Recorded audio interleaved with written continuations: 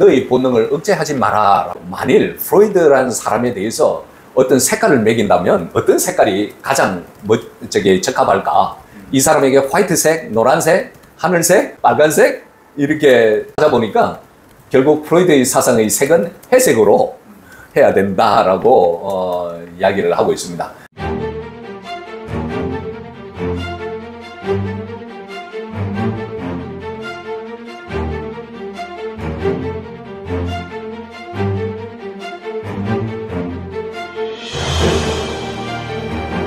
예, 어제 제가 정소영 변호사님 만난 이야기를 조금 말씀드리고 이제 오늘 시작하겠습니다.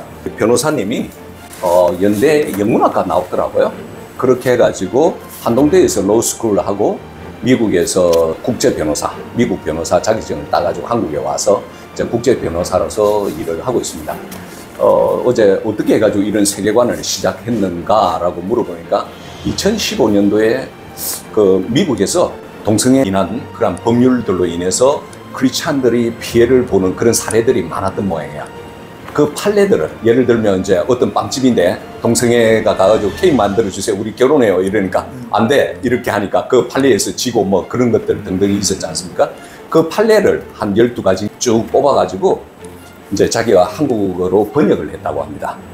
그렇게 해가지고 그 판례들을 목사님들에게 막 줬대요. 에스더 기도 운동본부 있지 않습니까? 거기 중심으로 해가지고 드렸는데 목사님들이 그걸 보고 막 그냥 충격을 받았대요. 그렇게 해가지고 안 되겠다, 우리 성도들 중에서 몇 분을 모아가지고 목사님하고 팀 짜가지고 동성애 차별금지법으로 인해서 미국이 어떻게 심각하게 크리스찬들에게 피해가 되고 그것이 오히려 역차별이 되는지에 대해서 현장을 답사를 하러 간 거예요. 그렇게 보면서 엄청 심각하다는 것을 보고 이제 돌아온 거예요. 마침 비행장 서점에서 어떤 목사님이 책을 샀는데 그 동성애에 대한 아주 베이직한 그 책이 있다고 합니다. 그 영어로 돼가 있으니까 이제 처음에 기독교 서점에 좀 번역해 달라 했는데 아무도 번역을 안 해주더래요. 그래서 그 목사님이 그러면 변호사님께서 번역해라고 그렇게 하니까 변호사님이 맡아서 번역을 했대요.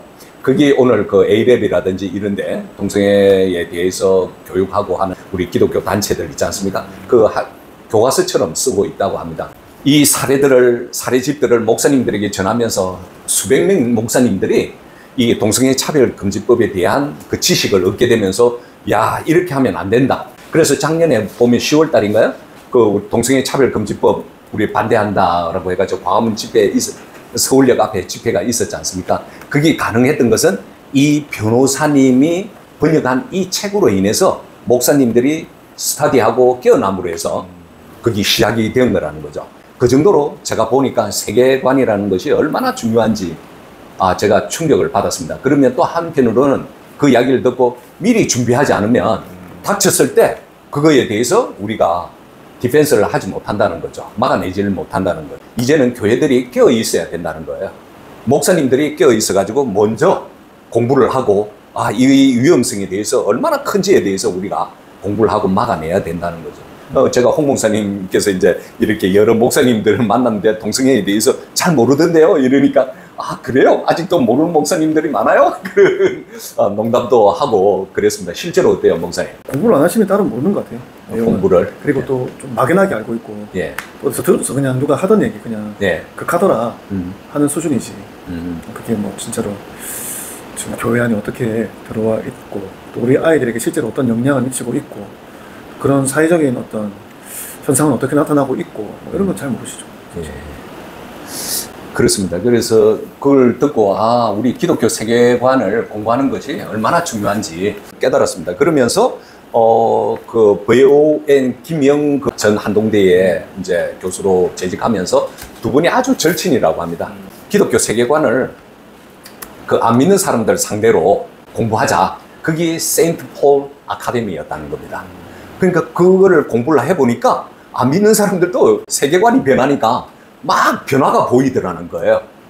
그러면 우리가 이 일을 해야 되겠다. 이렇게 해가지고 쭉 사람들을 이렇게 모아가지고 공부를 했다고 해요. 그런데 의외로 사람들이 모이더라는 거예요. 그리고 이제 코로나 때 우리 지금 공부하고 있는 생각의 기원, 이 책을 이제 사람들을 만날 수 없으니까 이 책을 썼다고 합니다. 제가 참 부러워했습니다. 야, 우리 변호사님 참 직업이 그러긴 하지만 어떻게 글을 이렇게 잘 써요. 그러니까 변호사님께서 하시는 말씀이 하나님께서 나에게 은사를 주셔가지고 문장을 굉장히 쉽게 쓸 수 있는 그런 은사를 주셔서 이런 책들이 가능하다는 거예요. 지금도 끊임없이 지금은 이제 세인트 폴 아카데미를 많은 사람을 하니까 이게 중간중간에 우리가 하듯이 토론하고 이러면 사람 수가 적어야 된대요. 한 5, 6명 정도가 제일 적합하다고 그래요. 그러면서 지금 온라인으로 하고 계시다고 이야기를 하고 있습니다. 그러면서 저한테 이 매뉴얼을 또 주셨어요. 이 매뉴얼이 뭐냐면 생각의 길을 찾는 세계관 매뉴얼이에요. 그래가지고 지금 우리가 지금 공부하고 있는 내용들을 이런 식으로 자기가 공부를 해가지고 자기가 노트를 할 수 있게끔 이렇게 되어 있습니다. 그러면서 여기에 하나씩 챕터 하나마다 공부한 것을 여기에다가 기록을 하도록 이렇게 해놨습니다. 그 다음에 이제 최근에 또 책이 있다고 합니다. 성경은 처음이시죠? 라고 해가지고요. 이 책은 뭐냐면 안 믿는 사람 대상으로 주는 성경이래요. 이것을 누구에게 먼저 줬냐면요. 어느 날 군목에 대해서 이야기를 들었다고 합니다. 지금 막 열정이 있고 막 뜨겁고 막 어떻게 튈지 모르는 그 젊은 군인들이 옛날에도 그랬지만 군에 가서 세례를 제일 많이 받지 않습니까?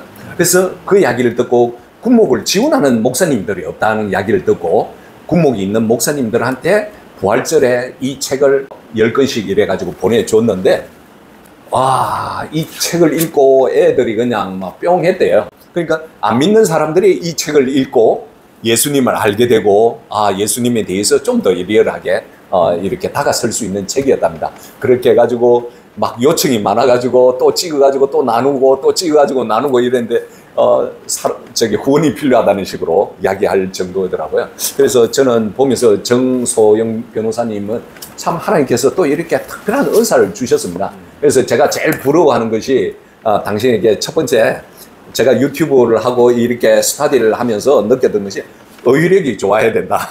두 번째로는 글을 잘 쓰고 세 번째로는 말을 잘하는 것. 그런 사람을 너무 부럽습니다라고 제가 말을 하니까 웃더라고요.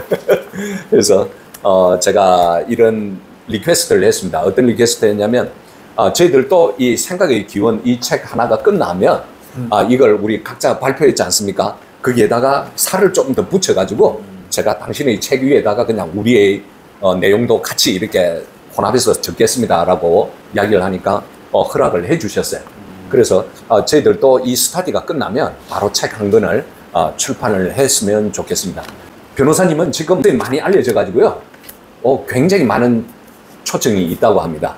11월 달에 수영로 기독교 세계관에서 이제 또 초빙을 했고요. 수영로 교회에서요.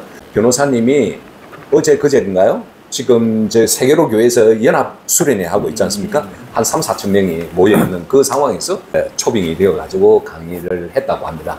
그래서 굉장히 많이 알려져 있고 정말 신실하고요. 이분도 정말 바이블 빌리버이고 지서스 빌리버이고 정말 순수한 신앙을 가졌습니다. 그래서 우리가 이 책을 읽고 많이 좀 전파를 해야 되고요. 무엇보다 또 우리가 이걸 기초를 해가지고 좀 배웠으면 좋겠습니다. 오늘은 이제 드디어 세 번째 다니엘 기독교 세계관 연구소에 대한 내용을 발표하도록 하겠습니다. 이 생각의 기원 챕터 2에 대해서 말씀드리도록 하겠습니다.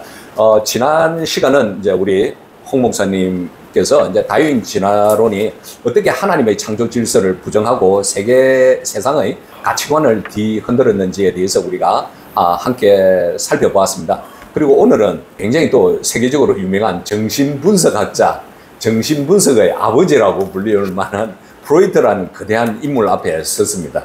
우리는 그 사람의 그 인간의 무의식, 성, 종교에 대한 깊은 통찰력을 남긴 그 사상을 우리가 읽고 보면서 이분이 어떻게 그 사상 속에 하나님을 떠난 인간 중심의 위험한 왜곡된 생각들이 담겨 있는지에 대해서 우리가 좀 파헤쳐야 되겠다는 생각이 듭니다. 그 이유는 그의 영향력이 오늘날 학교 교육뿐만 아니라 심리상담, 대중문화까지 스며들면서 이들이 자신도 모르게 반기독교 사상에 쭉 가게 인도를 했다는 것입니다. 그래서 우리는 지금 해야 할 일이 이제는 거짓을 꿰뚫고요, 진리를 세우는 것이고요, 사탄의 전략을 밝혀내면서 하나님의 뜻을 온전히 증거해야 된다고 생각하고 있습니다. 이제 우리가 성경을 선택할 것이냐, 프로이드의 책을 선택할 것이냐, 이 두 개의 책을 한번 우리 대중들에게, 믿지 않는 사람들에게 한번 선택해봐라고 했을 때 아마 많은 사람들이 프로이드 책을 선택하지 성경책을 선택하지 않을 가능성이 많다는 것입니다.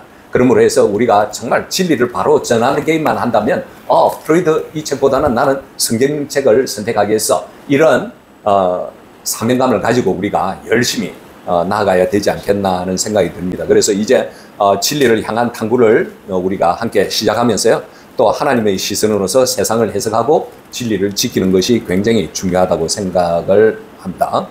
제 챕터 2 보면 이렇게 제목이 너의 본능을 억제하지 마라 라고 되어 있습니다. 그래서 제가 갑자기 그런 생각이 들어요. 만일 프로이드라는 사람에 대해서 어떤 색깔을 매긴다면 어떤 색깔이 가장 적합할까? 이 사람에게 화이트색, 노란색, 하늘색, 빨간색 이제 찾아보니까 결국 프로이드의 사상의 색은 회색으로 해야 된다라고 이야기를 하고 있습니다. 그 이유가 이제 다음 페이지도 나오는데요. 저기에서 보면 선과 악의 경계를 흐리기 때문이고요. 또 본능과 도덕의 싸움을 무의미하게 만드는 존재이기 때문이고요. 그래서 이 프로이드는 또 절대 기준이 사라진 혼돈을 상징하는 색깔이 바로 회색이라는. 자, 그러면 프로이드 사상에 어울리는 색깔이 회색이라면 왜 회색인가? 그 내용을 첫 번째로는 경계의 해체와 모호함의 상징이기 때문이죠. 프로이드는 선과 악, 이성과 본능, 절제와 쾌락 같은 전통적 이분법을 해체를 했다고 합니다. 그는 인간 내면의 억압된 성욕을 긍정을 하고요, 그것이 억제될수록 병이 생긴다고 주장하는 겁니다. 앞으로 이 이야기가 계속 반복돼서 나올 것입니다. 이러한 이론은 기독교인으로서 절제, 순결, 책임이라는 그러한 선악 구분을 흐리게 만드는 사상이기 때문에 색깔로 표현하면 흑도 백도 아닌 모호한 회색이 잘 어울릴 거고요. 두 번째로는 혼돈과 자유라는 이름의 탈권위입니다. 프로이드의 이론은 오늘날 내 안의 욕망은 억압하지 말아야 한다는 문화적 흐름을, 즉 동성애, 성적 자기 결정권, 무제한 자유주의 뿌리가 되었고요. 가정, 종교, 전통 윤리, 권위 모든 억압 구조로 보는 시각으로 이제 발전을 했다는 거죠. 우리 기독교에서 굉장히 중요한 것은 하나님의 십계명, 이것을 완전히 부정하는 거죠. 왜? 십계명이 우리의 그 성적인 욕구를 억압을 했다. 그러면 우리는 병 생긴다. 그러면 우리는 어떻게 해야 되는가? 우리는 본능대로 살아야 한다. 이게 나중에 뭘로 이어지냐면 68혁명이 1968년도에 파리에서 일으킨 68혁명이라는 사건이 있어요. 대사건입니다. 이것이 바로 포스트 모더니즘 사상이에요. 모든 것을 금하는 것을 금하라는 거예요. 그 말은 무슨 말이냐면 하나님께서 금하는 것, 십계명 금하라는 것을 금하라는 거예요. 그러면 뭐죠? 십계명 해제라는 뜻이에요. 그것이 나중에 프로이드의 이 사상이 나중에 68혁명 포스트 모더니즘 사상으로 연결이 된다는 것입니다. 어마어마하죠. 저는 이걸 보면서 깜짝 놀랐어요. 이때까지 포스트 모더니즘 사상이 어디에서 오리지널이 되었을까, 기원이 되었을까 생각을 해보니까 지금 이 내용들을 보면 그 프로이드에서 유래가 되었다고 볼 수가 있습니다. 그리고 세 번째로 색으로 드러난 영향의 무채성입니다. 프로이드는 철학자도 아니고 신학자도 아니지만 그의 사상은 기독교의 창조 질서와 정면으로 충돌이 되는 거죠.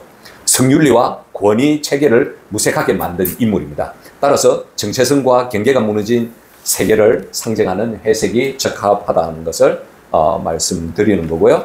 지금 이 책에 이제 그 챕터 2의 첫 페이지에 나오는 내용입니다. 프로이드가 들려준 이야기, 너의 본능을 억제하지 말라는 것이죠. 여기서 이제 첫 페이지에 보면 서론격으로 어떻게 설명을 해놨냐면 프로이드의 꿈의 해석, 여기에 보면 꿈의 해석 한글로도 이렇게 번역이 되어 있습니다.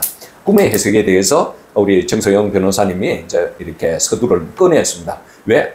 프로이드는 이것을 통해서 사람들의 무의식이 꿈으로 나타난다는 거죠. 그러니까 그 말은 뭐 우리의 숨겨진 잠재적인 그 본능이 꿈으로 나타날 수 있다는 것을 이야기하기 위해서 이 부분을 서론으로 잡았던 것입니다. 그러면 꿈의 해석에서 꿈을 왜곡하는 현상과 금연하는 두 가지의 굉장히 특별한 현상이 있다는 거죠. 그러면 인간에게 두 가지의 심리적 경향이 또 있습니다. 그것은 뭐냐면 첫 번째로는 소망 충족으로서 꿈을 지향하는 반면에, 그러니까 소망이 있으면 그게 꿈으로 나타날 수 있다는 겁니다.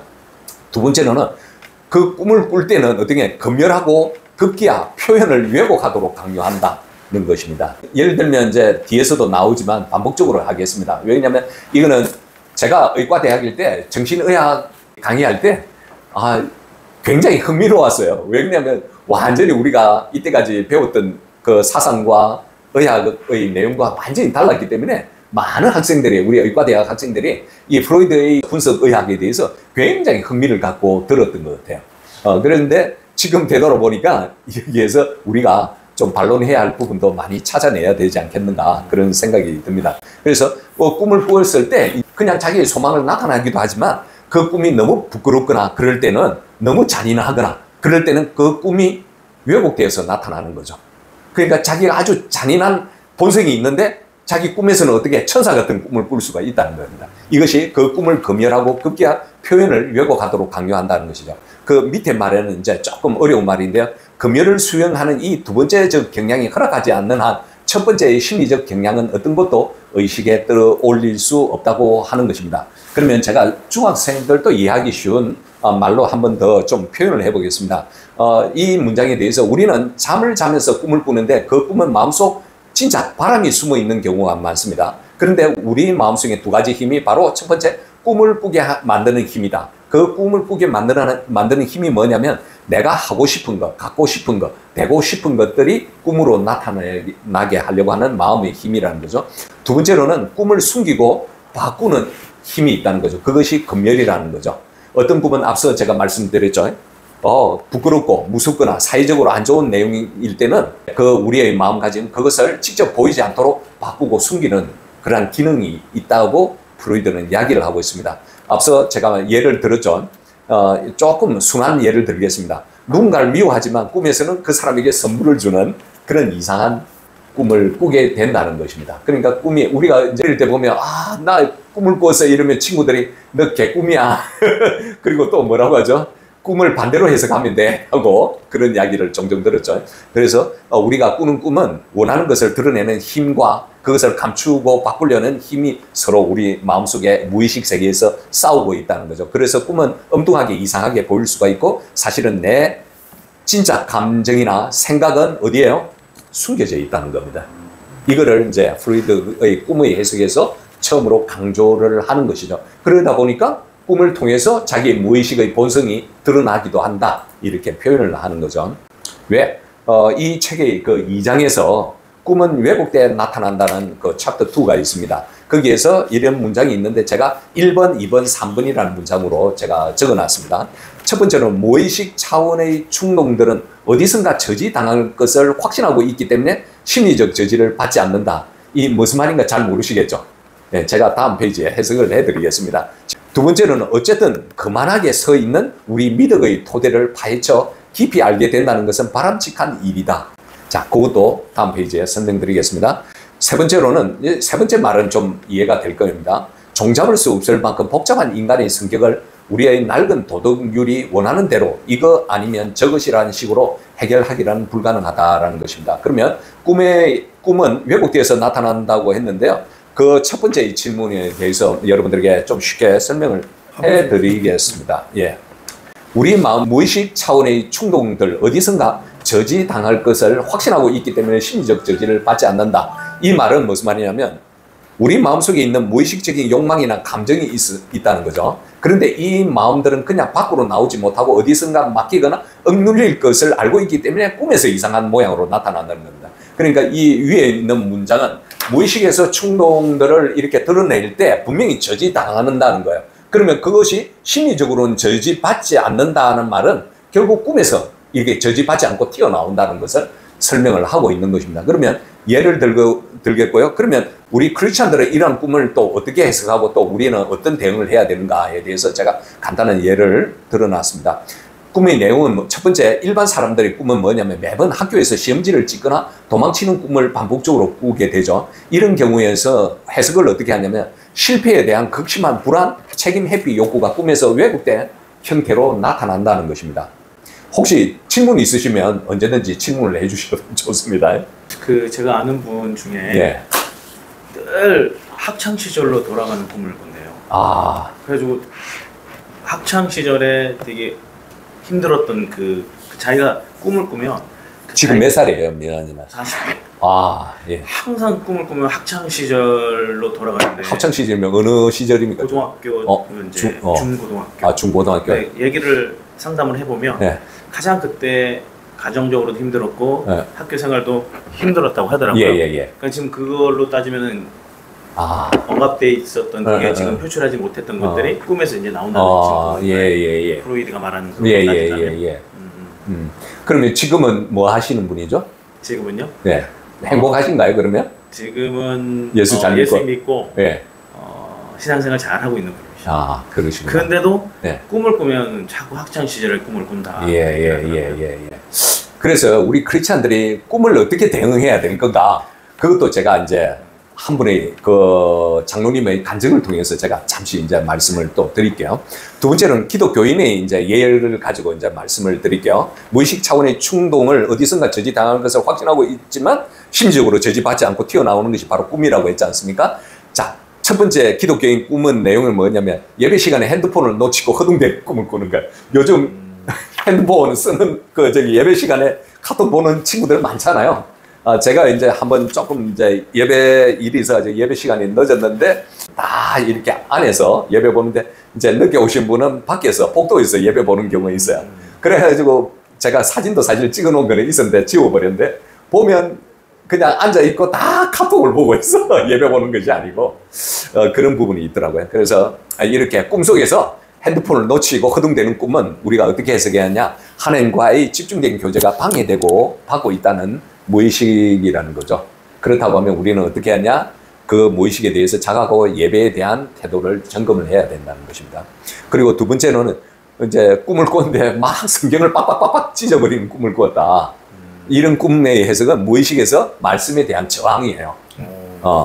그리고 회피예요. 혹은 죄책감이 이제 드러나가지고 꿈을 통해서 나타나는 거죠. 이런 경우에는 어떻게 해야 되느냐? 이제 우리가 회개와 말씀을 통해서 하나님 앞에 무릎을 꿇고 이제 죄를 고백하고 이제 자기가 하나님을 사랑한다는 고백을 해 나가야 되겠죠. 그렇게 해야 원점으로 돌아올 수가 있겠죠. 그래서 프로이드 심리학을 우리가 뭐 다 틀린 건 아니지만 우리가 거의 주 사상이 문제가 있다는 것은 우리가 반드시 짚고 넘어야 되는 거죠. 두 번째, 여기서 이야기했던 것이 거만하게 서 있는, 여기서 거만하게 서 있다는 거 이제 아셔야 되고요. 거만하게 서 있는 우리 미덕의 토대를 파헤쳐 깊이 알게 된다는 것을 바람직한 일이다. 이 말은 우리는 스스로 도덕적이고 착하다고 생각하고 있다는 거죠. 미덕의 토대. 꿈을 통해서 토대를 파헤쳐 깊이 알게 된다는 거죠. 꿈을 통해서 그러한 내 겉모습 아래에 감추진 진짜 나의 감정이나 욕망을 알게 된다는 것을 이야기하고 있습니다. 그러면 이 사례에 대해서도 조금 이해를 돕기 위해서 한번 말씀드리겠습니다. 이제 학생이에요. 학교에서 늘 조용하고 모범생이고 순종적인 그러한 이미지인 B양이 있습니다. 이 애가 꿈속에서 어떻게 하냐면 수업 시간에 선생님에게 왜 맨날 나만 지적하세요? 라고 큰 소리 치면서 교실을 나가는 거예요. 그러면 이 학생에게 주는 그런 메시지가 뭔가? 겉으로는 순종하고 있지만 실제로 학교에서 계속 억눌린 그런 분노와 억울한 마음이 깊이 쌓여 있다는 거예요. 이런 학생들은 어떻게 하냐? 우리 크리스찬으로서 하나님 앞에서 감정을 눌러두는 것이 아니라 솔직하게 기도해서 하나님, 내가 학교에서 너무너무 힘들어요. 이렇게 기도를 하면서 토론하고 정리를 해 나가야 된다고 생각을 하는 거죠. 그래서 우리는 착한 모습에 서 있는 것 같지만 우리의 안에 내면의 깊은 내면 속에는 진짜 우리의 욕망, 감정은 굉장히 못된 모습일 수도 있다는 것을 이야기하는 것입니다. 그러면서 세 번째 이야기하는 것이 사람의 마음이 이렇게 너무 복잡해서 정말 이 꿈을 가지고 우리가 윤리적으로 도덕적으로 이거 착한 거야 저거 나쁜 거야 이렇게 딱 잘라서 말할 수 없다고 프로이드는 이야기하고 있다는 겁니다. 이게 문제라는 거죠. 그러면서 프로이드는 뭐라고? 꿈은 숨겨진 마음이 이상한 모습으로 튀어나오는 거예요. 사람의 마음은 단순한 도덕으로 다 설명할 수 없을 만큼 복잡해요 라고 말을 하고 있죠. 이게 어떤 문제점이 있을 거라고 생각하세요? 예, 어려운 질문인데 다음에 제가 꿈의 해석의 문제점 이렇게 답을 달아놨습니다. 프로이드의 심리학은 인간의 행동과 동기를 무의식, 본능, 충동 등의 심리적 구조로 설명하려고만 했지 죄 또는 도덕적 책임이라는 성경적 개념은 철저히 배제하고 있다는 것입니다. 프로이드의 이 사관이 틀렸다는 것을 우리가 기독교적인 관점에서 꼭 이해를 해야 된다는 거예요. 그리고 인간 내면의 도덕적 기준을 흐리게 만들고 있죠. 이렇게 이야기를 하고 있잖아요. 그러니까 어떤 걸 가지고도 판단하기 어렵다고 이야기를 하고, 이게 그 색깔로 나타나면 회색지대인 거예요. 인간 내면의 도덕적 기준을 흐리게 만들고 성과 악, 진리와 거짓 사이의 구별을 희미하게 하고 있다는 거죠. 무엇보다 죄와 핵의 구원의 필요성을 느끼지 못하게 한다는 것이죠. 결론은 프로이드는 인간의 욕망을 분석은 했지만 죄로 진단하지 않았습니다. 인간은 복잡한 존재이기 전에 죄인이라는 거죠. 우리 기독교적인 관점에서요. 로마서 3장 23절에서 모든 사람이 죄를 범하였음에 하나님의 영광에 이르지 못하더니라는 또 말씀하셨습니다. 그래서 성경은 내 마음을 다하고 뜻을 다하여 주 너의 하나님을 사랑하라고 하면서 우리의 마음의 방향성과 주인을 바꾸는 것이 진정한 해결책이라고 이야기를 하고 있다는 것입니다. 자, 이렇게 이제 첫 페이지의 그 서론에 대해서 꿈의 해석에 대한 서론을 이제 말씀을 드렸고요. 그러면 우리가 프로이드적인 꿈과 내면 해석, 예, 감사합니다, 목사님. 그리고 성경의 꿈과 내면 해석이 굉장히 다르죠. 제가 이렇게 분류를 좀 했는데요.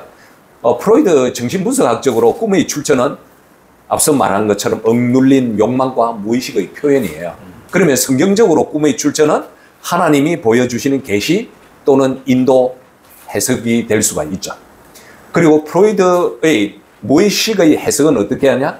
욕구와 충동의 검열을 피해의 상징적으로 나타낸다는 것입니다. 그런데 우리 꿈의 무의식 해석은 어떠냐? 마음의 동기와 죄성까지 하나님이 꿰뚫고 보고 계신다는 거죠.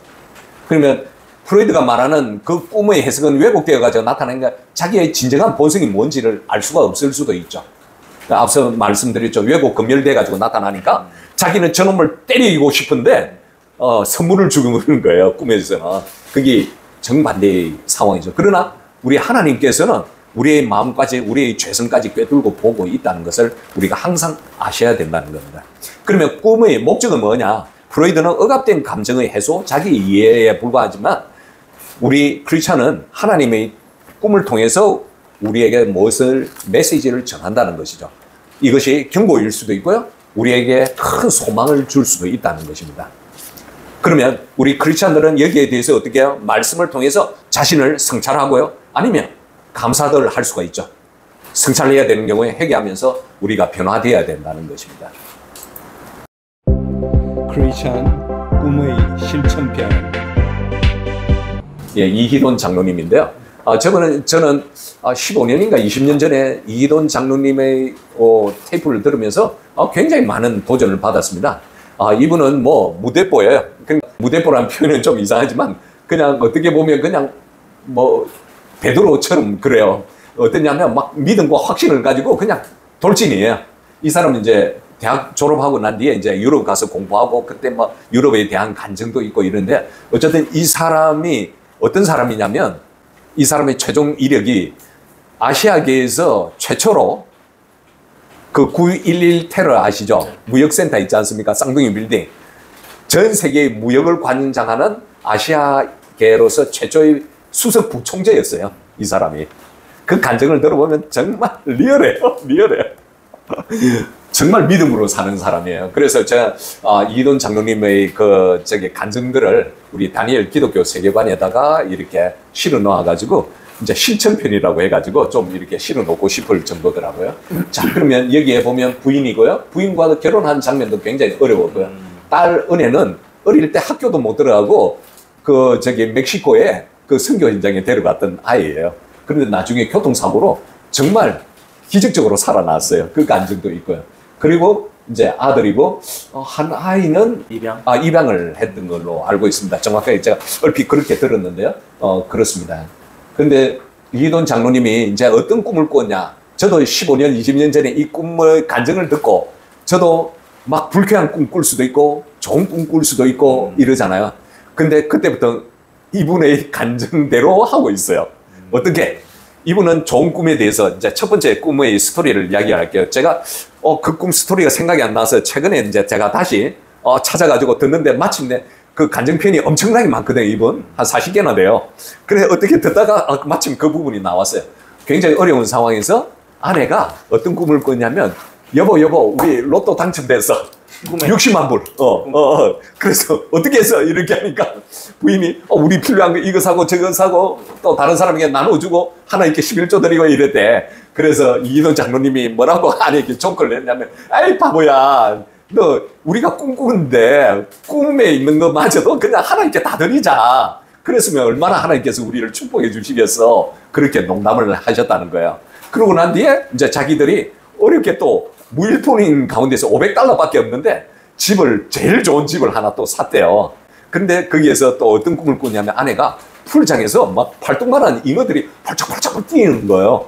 그래도 이 꿈 너무 신기하고 너무 좋은 꿈이다. 그래서 이때 두 분이 어떻게 하냐면 손을 잡고 하나님 앞에 우리의 모든 것을 다 드립니다. 하나님.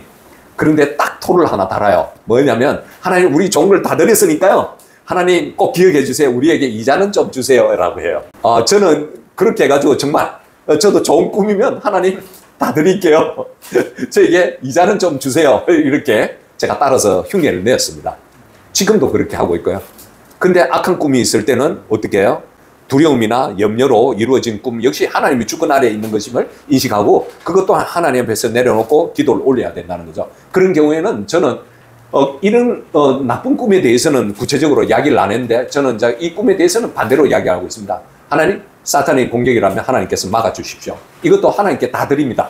저는 그렇게 해요. 나쁜 꿈도 하나님께 다 드립니다. 하나님께서 해결해 주십시오. 라고 저는 그렇게 하고 있습니다. 그래서 이러한 부분에 대해서 우리는 실천편에서 좀 필요하지 않을까. 그냥 우리가 공부를 하고 크리스찬들이 꿈꾸었을 때 그러면 어떻게 할 건가?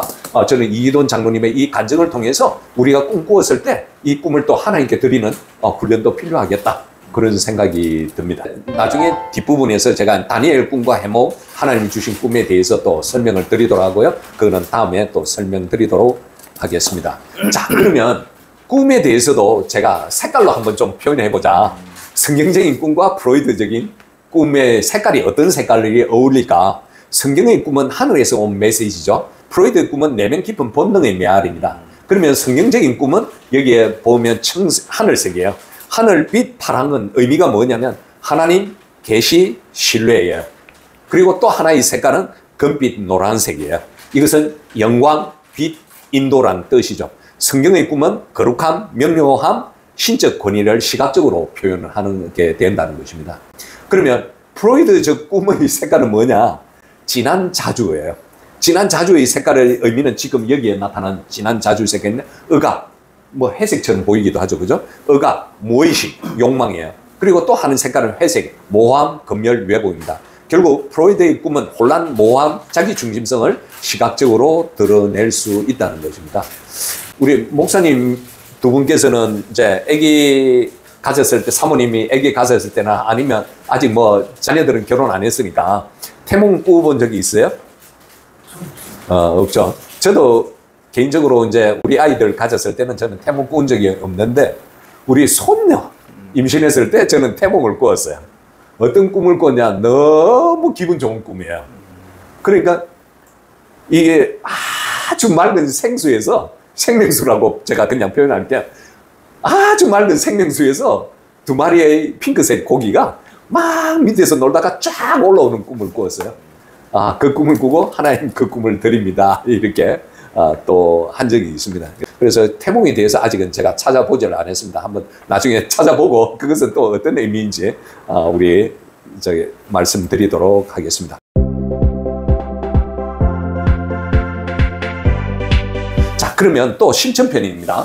제가 목사님들한테 이제 질문을 하겠습니다. 우리 기독교 신앙을 가진 학생이 학교에서 다윈 진화론을 배우고요. 프로이드의 정신분석 같은 그러한 학문을 반기독교적인 세계관을 배울 때 어떻게 해야 된다고 가르쳐야 될까요? 그 지식을 배워야 되는가? 그리고 시험도 치야 되는가? 어떻게 해야 된다고 생각하세요? 이거는 실제적인 문제지 않습니까? 잘 배워야 그렇습니다. 잘 배워야 된다. 잘 배워서 예. 또 무엇이 또 이렇게 반박할 수 있는 부분까지 예. 잘 배워야 되죠. 목사님. 수용하는 거하고 배우는 거는 네. 별개고요. 음흠. 그쪽에서 무엇을 생각하는지 예. 충분히 인지를 하고 또 성경이나 또 기독교적인 가치관 속에서 배운 걸 가지고 여기서 어떻게 진짜 오히려 상대방이 어떤 영향력을 끼칠 수 있는지를 보여주는 게 순서가 목사님은. 저도 이런 문제가 있었었거든요. 최근에 그 중학교 2학년, 3학년 아이가 공부를 열심히 해요. 아하. 거의 뭐 하루에 12시간, 13시간 방학 때도 지금 하고 걔는 목표가 뚜렷해요. 그 상담학의 교수가 되고 싶은 게 꿈이고. 아하. 근데 어떤 분하고 이제 목사님하고 이제 얘기를 하면서 뭐 오은영 박사 하면서 인간적인 얘기를 막 가르쳐 주더라고요. 근데 그분이 좀 선배 목사님이어서 제가 얘기는 안 했는데 다 얘기를 듣고 난 다음에 제가 이제 그 친구를 집에 바래다 주면서 그 얘기를 했습니다. 뭐 우리가 지금 배우고 있는 뭐 상담학이나 이런 것들 참 좋은데 나는 네가 정말 영적 분별함을 가져서 그 아이가 영적으로 풀어야 될 아이인지 아니면 정말로 이 네가 배운 지식적인 걸로 해가지고 풀어야 할 애인지를 네가 기도하고 하나님의 뜻이 무엇인지 알고 네가 이렇게 하나님의 뜻을 구하고 그렇게 상담을 했으면 참 좋겠다. 내가 이렇게 얘기를 했거든요. 근데 배우는 것도 참 좋죠. 근데 그렇죠. 중요한데 영적 분별함을 갖고 이걸 내가 진짜 수용할 것인지 이게 아니지. 이게 우리가 기독교 세계관을 공부하는 이유가 바로 볼 수 있는 그 눈을 가지려고 하는 거잖아요. 그렇죠. 예. 아이들한테도 그게 정말 필요한데 예. 그냥 말한 대로 얘네들은 지금 흡수할 때인데 예. 제가 너무 속상하더라고요. 저희 교회 학생인데 예. 다른 교회 목사님이 뭐 이렇게 얘기를 하는데 계속 얘기하는데 이거 아닌데 제가 끊기가 좀 뭐했어요. 그러면서 그 친구한테 아까 그 목사님 선배님이고 또 저기 상담학을 하셨던 분이시라서 그 얘기를 안 했는데 네가 꼭 기도하고 영적인 분별함을 갖고 배우는 것도 배우지만 정말 하나님이 성경에 무엇을 말하고 있는지를 네가 하나님의 마음을 알고 네가 한 영혼을 불쌍히 여기는 마음을 갖고 상담했으면 좋겠다. 그러니까 그 친구가 목사님 저도 그렇게 생각하고 있었어요. 딱 그게 그러니까 영적으로 깨어있는 아이들은 그러네. 그래서 저는 개인적으로 일단 제 이야기부터 먼저 하고요. 그 다음에 제가 데이터 찾은 걸 가지고 또 말씀드리겠는데 만일 우리가 분별력 없이 공부를 하게 되면 두 개의 세계관을 가지게 돼요. 그러니까 하나는 다윈의 세계관, 프로이드적인 세계관, 하나는 기독교적인 세계관. 그러니까 어떨 때 어느 순간 되면 우리 믿음이 약해지면 이런 세계관 쪽으로 가버리게 되는 거예요. 그러면 이것이 어디에 나타나냐? 제가 뒤쪽에 성에 대해서 이야기를 할 때 통계를 나타낼게요. 우리 기독교인 학생들, 청년들 있잖아요. 혼전 성경음 하는 사람이 몇 프로 될 거예요? 자기 그 순결을 지키는 아이가 적다. 적을 거야. 순결 지킨 아이들이 적다는 거예요. 맞습니다. 저는 보고 놀랐어요. 50몇 프로나 57%나 그러더라고요. 그래서 일단 그러기 때문에 우리가 우리 자녀들에게 올바른 세계관을 가르쳐야 된다는 거예요. 그러면 저 개인적으로 그러면 제가 학과에서 이렇게 프로이드, 다윈 진화론 이것이 저희 진학에 큰 걸림돌이 안 된다고 하면 제가 안 적거나 아마 창조론을 닭과 다른 창조론을 제가 쓸 수도 있었을 거라고 생각합니다. 그런데 우리가 1점, 2점, 0.5점 이것 때문에 학교 진학의 문제가 된다고 하면 저는 열심히 공부를 해가지고 일단 시험을 치룰 것 같아요. 자, 그러면 이제 그 나누어서 지식을 어떻게 배워야 되는가. 그리고 성경적인 예 하나 굉장히 드라마틱한 예가 하나 있습니다. 그걸 이제 목사님도 다 아는 거예요. 그걸 제가 말씀드리도록 하겠습니다. 자, 그러면 우리가 해답은 아니지만 우리가 이런 원칙을 한번 정해보자는 거죠. 목사님들 다 의견이 배우자는 거지 않습니까? 지식은 구별해서 비판적인 수용으로 해서 배워야 된다는 겁니다. 학교 교육은 시험용 지식이고 반드시 믿으라는 의미가 아니라는 거 동의하시죠? 그죠? 우리는 세상 학문을 비판적 사고로 접근할 수 있어야 된다는 거 동의하시죠? 진화론은 세속적 과학 이론일 뿐 절대 진리가 아니라는 것도 우리가 알고 있죠. 프로이드의 정신 분석도 역시 인간 이해의 시도였지만 영적 실제를 부정하고 있다는 것도 알아야 된다는 겁니다.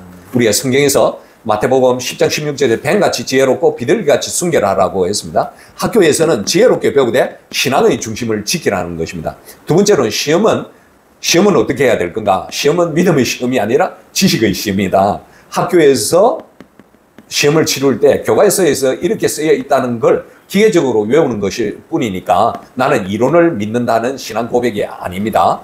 이것은 지식을 아는 것이지 믿는 것이 아니라는 거 우리가 다시 알아야 되겠습니다.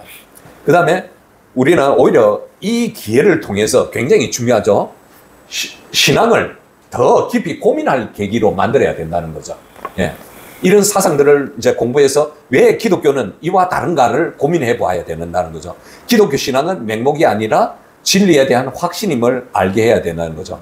너희 마음에 그리스도를 주로 삼아 거룩하게 하고 너희 속에 있는 소망에 관한 이유를 묻는 자에게는 대답할 것을 항상 준비하되라고 해놨습니다. 그러니까 우리가 어디 가든지 간에 세상 학문과 부딪혔을 때 우리가 그리스도인으로서 당당하게 그것을 드러낼 수 있는 그러한 모습이 되어야 된다는 거죠. 성경에서 굉장히 중요한 부분이 있죠. 다니엘이죠.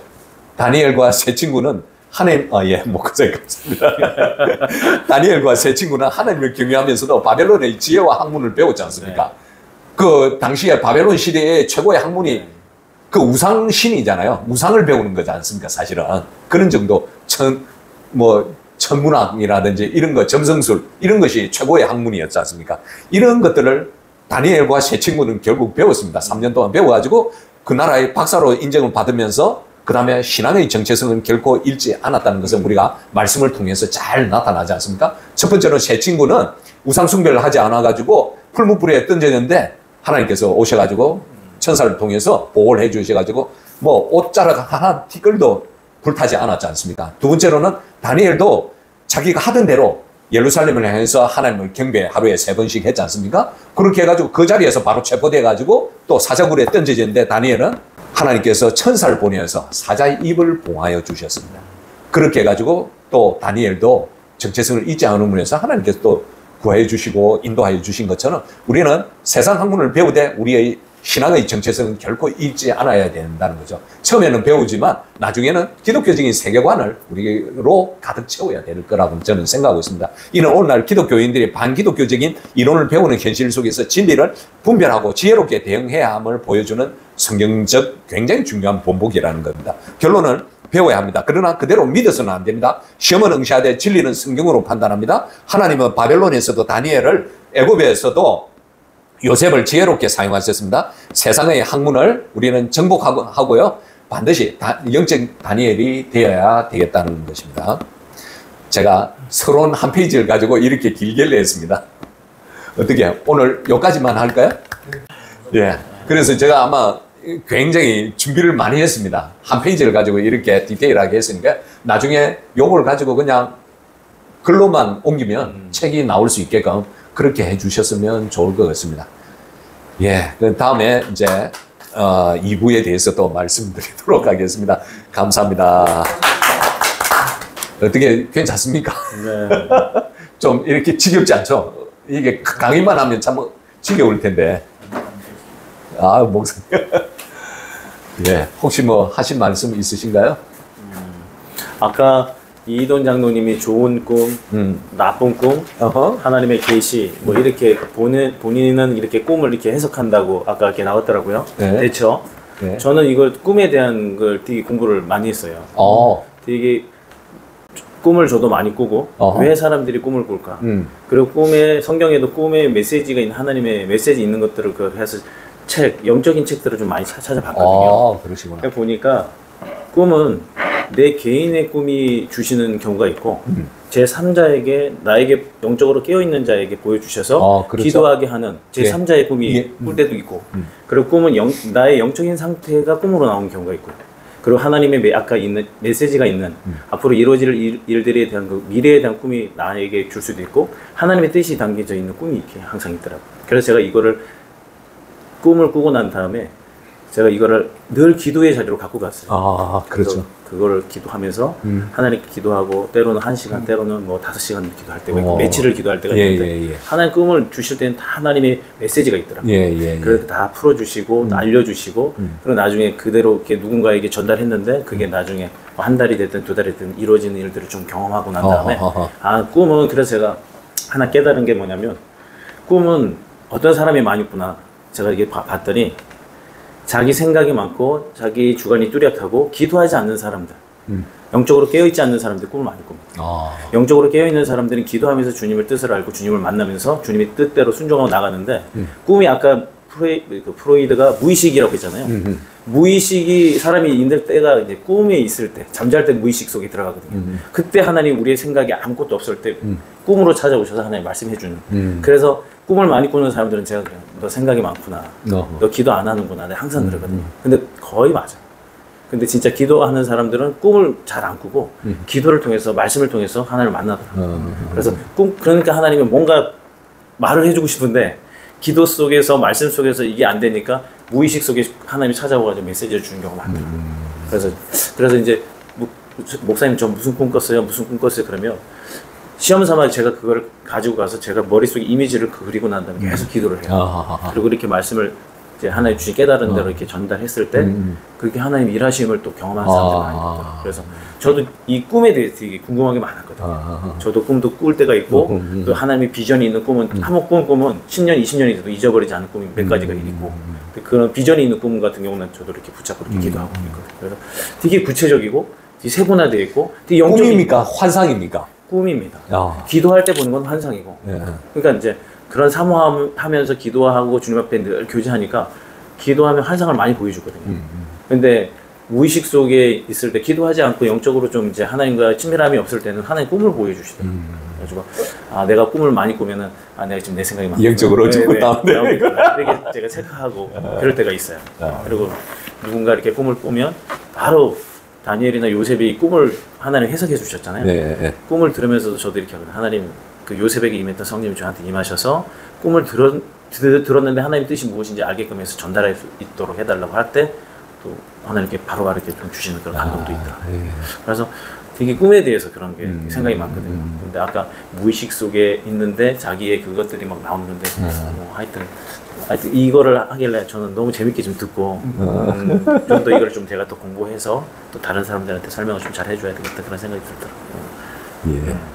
임상이 좀 많이 쌓인 통계이신가요? 어디? 임상이 많이 쌓여 있는 통계이신 네. 그럼 많이 목사님이 나중에 그러면 목사님 나중에 이 강의 대충 끝날 쯤 돼가지고 목사님이 기억하고 있는 그 꿈들을 한번 좀 이야기를 한번 제가 제가 꾸었던 꿈 뭐 이런 거요? 예. 프로이드는 억압된 성적 욕망이 억눌려 가지고 생기는 그 무의식적인 꿈이라고 하잖아요. 그러니까 그게 아니라는 거를 우리가 이제 크리스찬적으로 또 제가 기억나는 거 있으면 한번 그런 것들이 너무 많아가지고.